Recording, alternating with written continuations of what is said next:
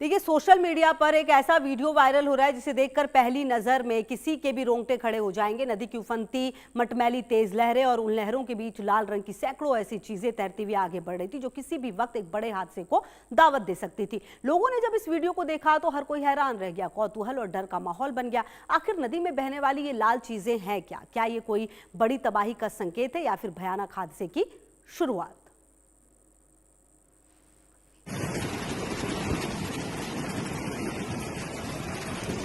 ये तस्वीरें, ये वीडियो सोशल मीडिया पर वायरल हो रहा है और ये क्या चीज़ है आप देखिए। ये सिलेंडर है ऐसा लग रहा है, लेकिन ये कहाँ से आया है, कहाँ की ये वीडियो है, ये निश्चित तौर पर जांच का विषय होगा।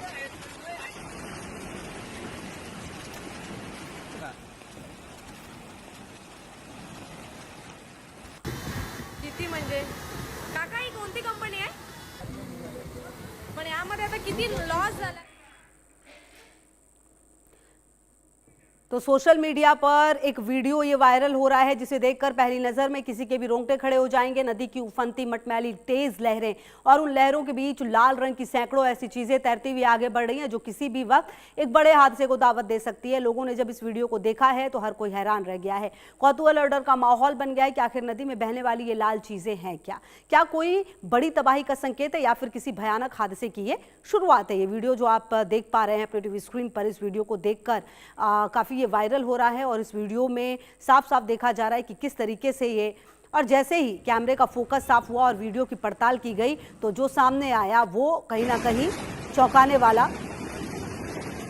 वाली तस्वीरें थी। नदी के तेज बहाव में कोई लकड़ी के लट्ठे या कचरा नहीं बल्कि सैकड़ों एलपीजी रसोई गैस सिलेंडर ताश के पत्तों की तरह बह रहे थे। तस्वीरों में साफ देखा जा सकता था कि सिलेंडर पानी की सतह पर इस तरह तैर रहे थे मानो वो हल्के प्लास्टिक के डिब्बे हों। नदी के दोनों किनारों पर खड़े लोग बेबस होकर इस मंजर को देख रहे थे। उफनती लहरों के साथ ये सिलेंडर आपस में टकराते हुए तेजी से आगे बढ़ रहे थे। हर टकराव के साथ लोगों के दिल की धड़कन बढ़ रही थी क्योंकि एक भी चिंगारी या तेल ब्लास्ट इस पूरी नदी को आग के दरिया में बदल सकता था। अब ये चौंकाने वाली घटना आपको बता दें महाराष्ट्र के रायगढ़ जिले की है। भारी बारिश के चलते पाताल गंगा नदी उफान पर थी। कौन सा प्लांट था? ये सिलेंडर नदी के पास स्थित भारत पेट्रोलियम कॉर्पोरेशन लिमिटेड के एक बड़े एलपीजी बॉटलिंग प्लांट में बहकर नदी से आए थे। नदी में प्लांट की क्षमता और उपयोगिता, ये बॉटलिंग प्लांट मुंबई, ठाणे और रायगढ़ समेत पूरे कोंकण क्षेत्र के लाखों घरों में रसोई गैस की आपूर्ति करने वाला एक बेहद महत्वपूर्ण और उच्च क्षमता वाला प्लांट है। यहाँ रोजाना हजारों सिलेंडरों की रिफिलिंग और स्टोरेज की जाती है। सवाल यह है, क्या ये प्लांट की लापरवाही थी? शुरुआती जांच और रिपोर्ट्स के अनुसार इसे पूरी तरह मानवीय लापरवाही से ज्यादा कुदरत का कहर माना गया। दरअसल पाताल गंगा नदी में अचानक आई अप्रत्याशित बाढ़, फ्लैश फ्लड के कारण पानी का स्तर बेहद तेजी से बढ़ने लगा और प्लांट के नीचे के हिस्से यार्ड में घुस गया जहां खाली और कम वजन वाले सिलेंडर को रखा गया था। पानी का बहाव इतना तेज था कि वो यार्ड को सुरक्षा दीवारों को लांघते हुए सैकड़ों सिलेंडर्स को अपने साथ बहा ले गया। हालांकि घटना के बाद प्रशासन और कंपनी ने तुरंत सुरक्षा प्रोटोकॉल लागू किया और बहते हुए सिलेंडर्स को आगे जाकर सुरक्षित बरामद करने के लिए टीमें तैनात कर दी। लेकिन ये जो वीडियो है बता रहा है कि किस तरीके से एक छोटी सी चिंगारी कितने बड़े हादसे को निमंत्रण दे सकती थी। जिस नदी में यह घटना घटी उसका नाम है पाताल गंगा। ये महाराष्ट्र की एक बेहद महत्वपूर्ण और ऐतिहासिक नदी है। हिंदू मान्यताओं और स्थानीय लोक कथाओं के अनुसार इस नदी का संबंध सीधे पाताल लोक और ऋषि मुनियों से जोड़ा जाता है। कहा जाता है कि प्राचीन काल में जब इस क्षेत्र में भयंकर सूखा पड़ा था तब एक महान ऋषि की तपस्या और आह्वान पर गंगा माता पाताल लोक से सीधे धरती फाड़कर यहाँ प्रकट हुई, इसीलिए इसका नाम पाताल गंगा पड़ा। सह्याद्री की पहाड़ियों से निकलने वाली इस नदी को बेहद पवित्र माना जाता रहा है। कभी अपनी पवित्रता के लिए जानी जाने वाली पाताल गंगा नदी बीते कुछ दशकों में औद्योगिक क्रांति के शिकार हो गई और नदी के किनारे बने रासायनिक और औद्योगिक कारखानों, खासकर पाताल गंगा इंडस्ट्रियल एरिया के जहरीले वेस्ट के कारण ये नदी देश की सबसे प्रदूषित नदियों की सूची में आ गई थी।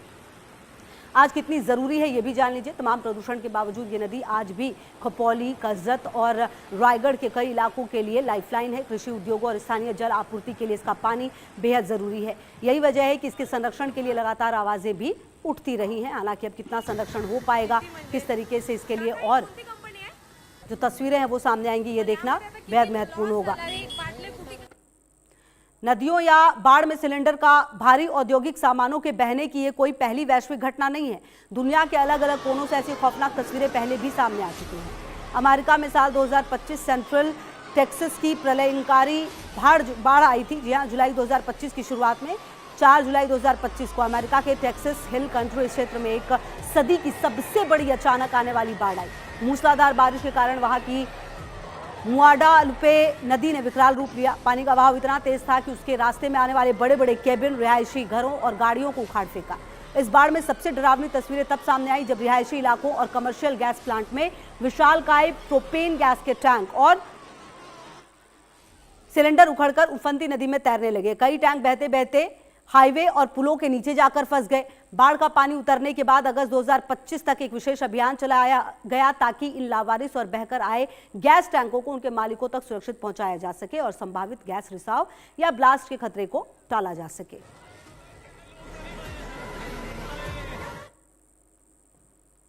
वहीं साल 2018 लाओस दाशम सैडल डैम का टूटना और जल प्रलय। क्या हुआ था? यह आधुनिक इतिहास की सबसे बड़ी मानव निर्मित और प्राकृतिक आपदाओं में से एक है। 23 जुलाई 2018 को दक्षिणी पूर्वी लाओस के चंपासक प्रांत में बन रहे जे नामनोए हाइड्रो इलेक्ट्रिक प्रोजेक्ट का एक सपोर्टिंग डैम भारी बारिश के बाद अचानक टूट गया। तबाही का मंजर क्या था? डैम टूटने के बाद लगभग 5 अरब घन मीटर पानी एक साथ लाखों ओलंपिक स्विमिंग पूल का पानी बेहद तेज गति से निचले इलाकों में गांव में घुस गया। देखते देखते 6 से अधिक गांव पूरी तरह जलमग्न हो गए।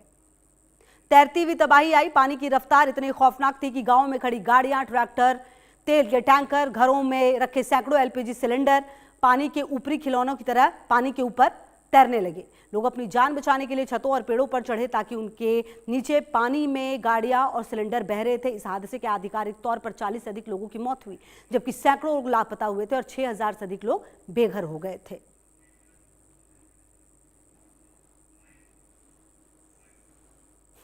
आपको सीधे लिए चलते हैं आप संयोजक और दिल्ली के पूर्व मुख्यमंत्री अरविंद केजरीवाल क्या कुछ